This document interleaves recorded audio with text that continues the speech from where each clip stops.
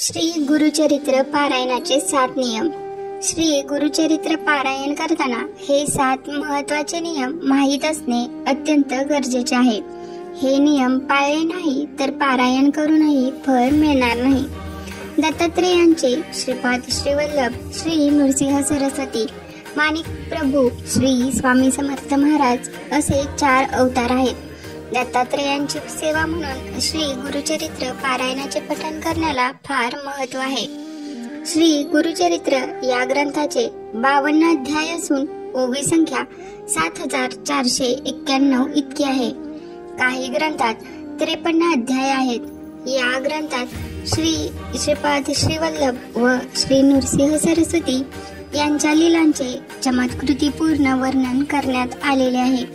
श्री गुरुचरित्र पारायण वाचल्याने आपल्यावरची संकटे दूर होतात, आरोग्याच्या तक्रारी दूर होतात, पितृदोष दूर होतो आणि इतर अडचणींवरही मार्ग सापडतो असे सांगितले जाते।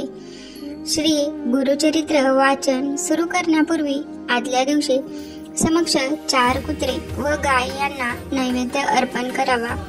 4 कुत्रे म्हणजे 4 वेद होय व 1 गाय म्हणजे दत्तात्रेयांची कामधेनू असल्याने हा नियम पाळावा असे सांगितले जाते।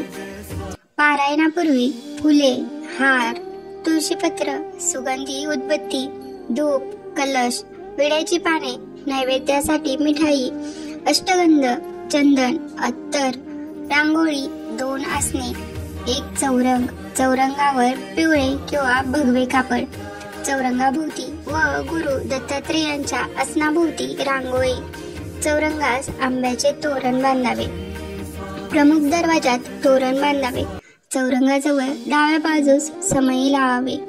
पारायणास बसण्यापूर्वी गावातील दत्त मंदिरात अथवा जवळच्या श्री स्वामी समर्थ केंद्रात जाऊन विडा सुपारी व नारळ ठेवून सदर पारायणास उपस्थित राहण्यासाठी देवास प्रार्थना करावी। घरातील वडील मंडळीस नमस्कार करून पारायणासाठी आसनस्थ व्हावे। वाचन चालू असेपर्यंत समई लागलेली असावी व अगरबत्ती पेटती ठेवावी। प्रथम अथर्वशीर्ष वाचावे, 1 माळ गायत्री जप, 1 माळ श्री स्वामी समर्थ जप अथवा दत्त मंत्र म्हणावा। यानंतर श्री गुरुचरित्र पठणास सुरुवात करावी। पारायणाच्या या दिवसात हे नियम लक्षात ठेवावेत। दुपारी 12 ते 12:30 ही वेळ श्री दत्त महाराजांच्या भिक्षेची असल्याने त्यावेळेस पारायण वाचन बंद ठेवावे। श्री गुरुचरित्र वाचनाच्या कालावधीत दुसऱ्यांच्या घरचे अन्न घेऊ नये। आपली आई, पत्नी व बहीण यांच्या हातचे अन्न खाण्यास हरकत नाही।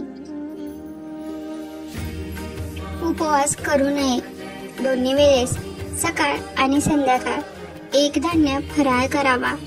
काही समस्या असल्यास स्वखर्चाने बाहेर खाण्यास हरकत नाही, परंतु आपल्याला पचायला जड जाईल असे खाऊ नये। तिखट पदार्थ, कांदा, लसूण यांचा आहारात समावेश करू नये। ग्रंथाचा नैवेद्य गायीला खाऊ घालावा किंवा स्वतः घ्यावा व मगच आपण भोजन करावे। श्री गुरुचरित्र वाचनाच्या कालावधीमध्ये सुद्धा आपल्याला नित्यसेवेत खंड पडू देऊ नये। शक्यतोवर जमिनीवर झोपावे, पलंगावर झोपू नये।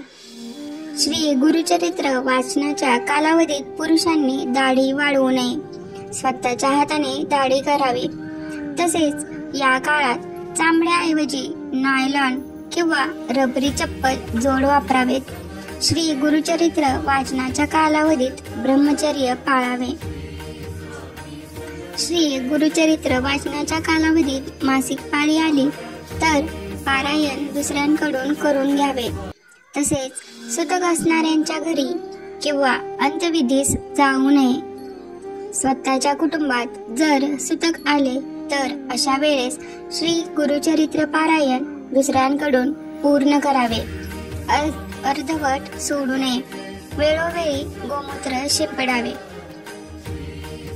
सप्ताह कालावधीत रोज सकाळी व संध्याकाळी श्री गुरुचरित्राच्या पोथीस नैवेद्य दाखवून आरती करावे. रोज रात्री झोपण्यापूर्वी श्री विष्णू सहस्त्रनाम वाचावे. धन्यवाद.